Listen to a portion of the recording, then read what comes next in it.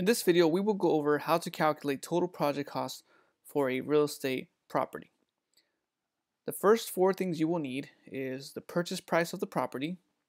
You will also need to calculate the closing costs, such as broker's commission, pre-rent holding costs, which is possible vacancy that can occur from the moment you buy the property until you lease the property to a tenant, and any estimated repairs that need to be done to the property. So in this example, we are buying a property that's worth $75,000. Our broker's commission is going to be $2,500, and we've calculated $1,200 for possible vacancy that can occur until we lease the property.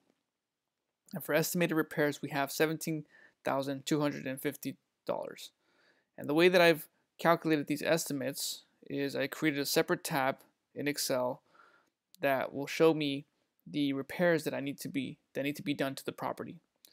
So on the left hand side here we have the interior repairs, which is any demo, sheetrock, plumbing repairs, electricity, painting, HVAC, any cabinet repairs, appliances, doors, and flooring.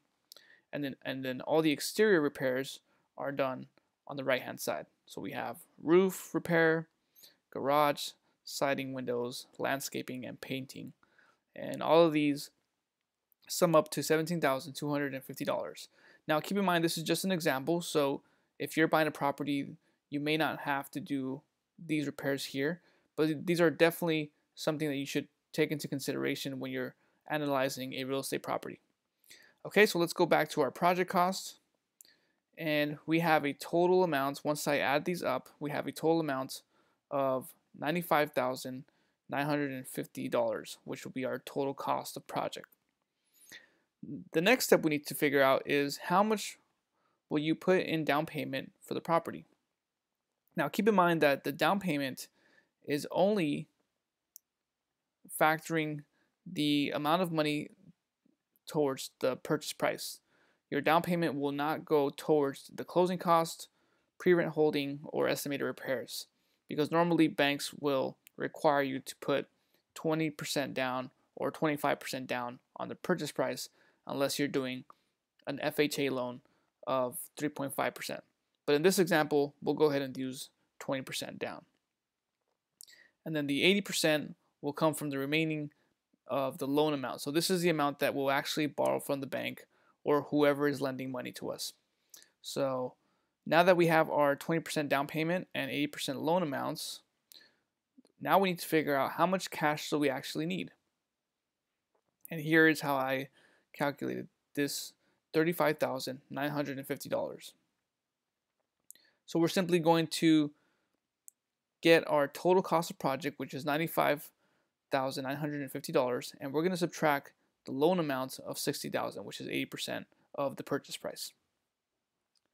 Once we have that, you will actually need $35,950 to go ahead and proceed with this real estate property.